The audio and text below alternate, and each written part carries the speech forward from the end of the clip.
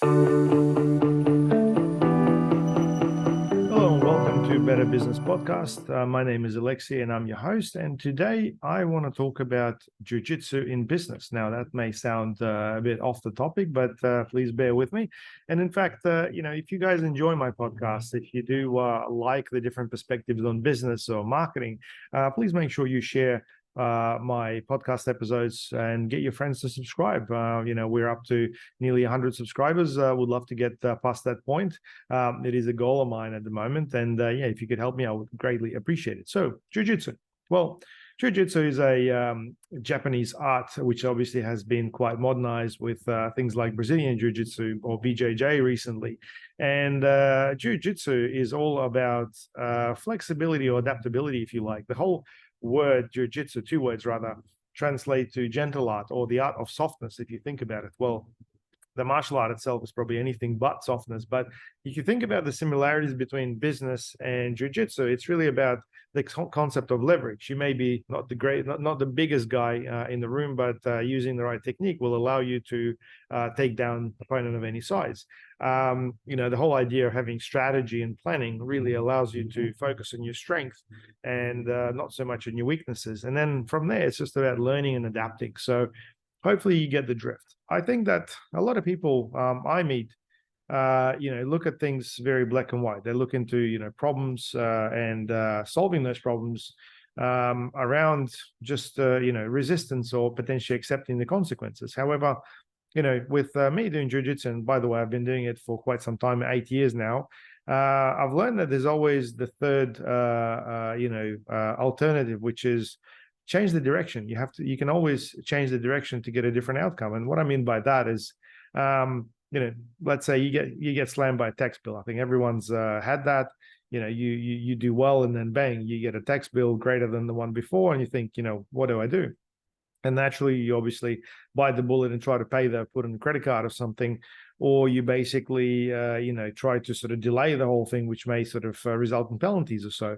So what I've learned is that you can always actually negotiate. You can actually negotiate with the ATO or through the accountant to put a payment plan or something like that and make sure that things actually do work out. And this is what I mean by changing direction. Sometimes you can completely,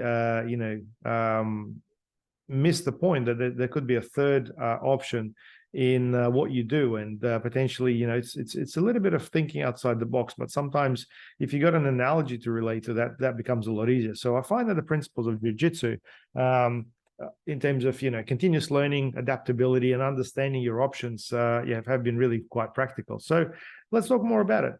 I guess the first thing in Jiu-Jitsu is really more about efficiency, and efficiency goes hand in hand with leverage. It's really more about using the least amount of effort in order to get the maximum effect. In fact, a lot of the time, if you're going to look into Jiu-Jitsu or Judo, if that relates more, you'll see a lot of people taking down quite large opponents when they project a lot of force onto them. So it's really about using that force against them, more in the classical sense, I guess, of Jiu-Jitsu.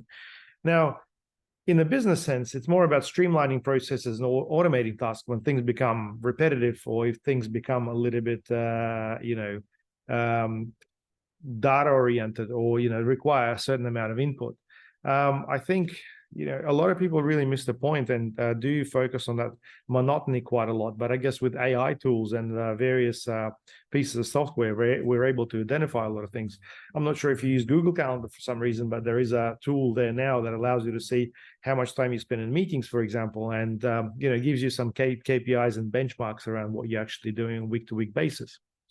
Now, leverage. Let's talk about leverage. I guess, a lot of people have got a lot of strength, and unfortunately, they don't understand the whole 80-20 principle. But from the perspective of Jiu-Jitsu, it's really more about understanding your strength and focusing on that strength, and really trying to avoid everything where you're not very good, or maybe you have some injuries or some other, parameters that are holding you back. So really focus on your strength as opposed to basically go ahead with everything that you've got as well. This isn't just about you personally. It could be about your network. It could be about the funds that you've got. It could be about the resources or people that work for you. And I guess from this perspective, I found that aligning the right people with the right sort of tasks within the business has really been quite beneficial for me. So make sure that you use that leverage in order to get the best outcome. I mean, if you're familiar with the 80-20 principle, I'm sure you'll know exactly what I'm talking about.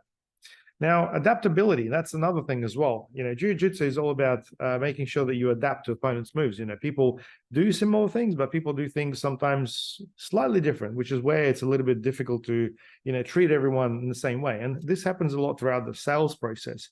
I find that a lot of salespeople sort of use the same sort of script or the same formula to sell, and it works okay, but then they sort of come to a client that's a little bit more difficult or a little bit more with higher needs, and you basically will struggle to bring these people on board based on the fact that you're not able to adapt to what's required.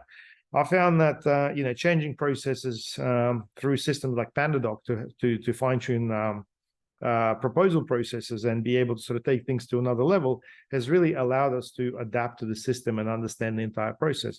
And I mean, what I mean by that is, let's say you're pitching to a board of directors or board of corporate, for example, if you're in the trades industry, a lot of the time you're giving them a one-page proposal. And the issue with that is the person who receives that has to then take that message and show it to everybody else. If you had a conversation with the one person and they're not the decision maker, or there's a board of people, you hope that these people have got enough information to communicate between one another in order to choose you out of all the providers. Now, using PandaDoc or a tool like that, for example, allows you to put a proposal and include all the factors that make, the actual sale or bring all the benefits and features to the people that are actually making the decision. So it's about adapting the actual proposal process to the people and the outcome that you're hoping for as well. Now, another really big point of Jiu-Jitsu is about staying calm under pressure. And look, if you've ever done anything like that or any martial art, obviously, you're under a lot of pressure a lot of the time. It's not just stress. It's not just physical activity that sort of wears you out. It's also about mindset. It's also about, feeling anxious. It's also about, external pressure, people, cheering for you or shouting at you and so on. And I think, it's important to stay calm and understand what sort of position you're in. Is it a good position? Is it a bad position? And then most importantly, what's the, what are your options? What can you do with that? And in business, dealing with crisis, dealing with things like negative publicity or market changes and so on does project a fair bit of stress. Now, while you can be prepared for everything, I think developing those skills, or at least being aware of what is actually possible, does give you quite a few alternatives as to what you can actually do and how you can handle the things as well. Now, another principle of Jiu-Jitsu is things like flow. You want to make sure that there's a flow between your moves, that one thing really nicely, seamlessly sort of transitions into another. You want to make sure that your operations flow. You want to make sure that your marketing goes to sales and there's no hiccups between the two. If people are doing a particular job, everything's crystal clear. So that flow really creates this excellence. And I think this is what really sets apart the startups from existing businesses that are able to scale, because once you get that flow, the scalability is going to be the next thing as well. Now, there's obviously a bunch of more principles that we can talk about, but I do want to talk about the whole position before submission concept in Jiu-Jitsu.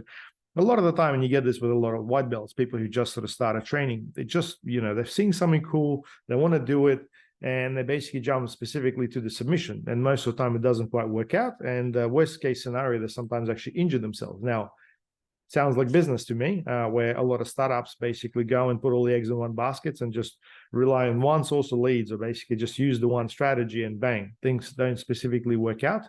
And this is where you really have to lay the groundwork to make sure that you position yourself and align yourself with the right task and make sure you know exactly what the next move is going to be. So understand the setting, understand the sale, understand the follow-up, and understand the entire process.